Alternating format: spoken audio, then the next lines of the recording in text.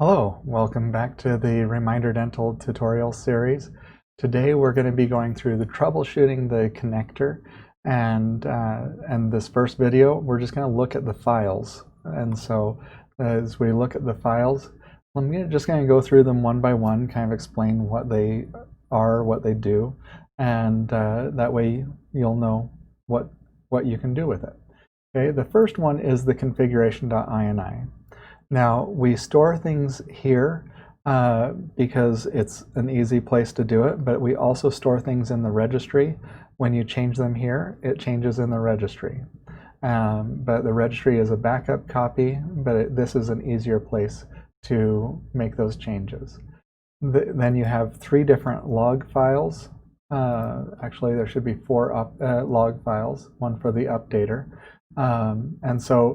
But let's look at the applications. You have the RD Updater. That is the application that runs constantly to make sure that you're running the most up-to-date version of the other 2 applications. So the ReminderDental is going to be the application that runs in your taskbar. This is when you launch the ReminderDental application, and everything that you see is inside of that ReminderDental exe file. Okay, and the reason for that is because Microsoft made some changes where a service is no longer allowed to have any visible components.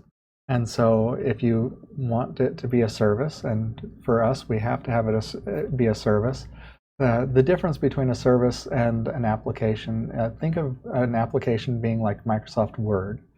When you log out of your user account, Word shuts down. Okay? Since our application runs on servers, and many times those servers are locked and logged out and everything, it can't be run as an application because applications require that a user be logged into it. And so it's a service, but services aren't allowed to have user components that you can see, so we had to have this. And since things aren't allowed to update themselves, we had to have this. And so they work round robin in a way to where they keep each other up and running and up to date. Okay, so you've got your uninstaller. Now this file and this file and this file are used for Dentrix. It adds the credentials into the Dentrix applications. And so the SQLite file, it provides us inside the application. It allows us to do some database things.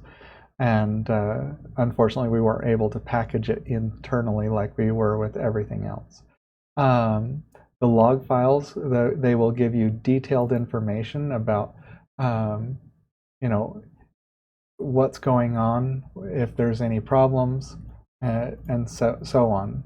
So this isn't a sign of a healthy installation. All right. What you're looking for more would be, something here where it just keeps on going over and over. Okay, now here it's saying, hey, we're having a hard time, but then it fixed it. Okay, and so those are some things that you're going to look at. So that's what each of the files are, and next I'll go into the configuration file.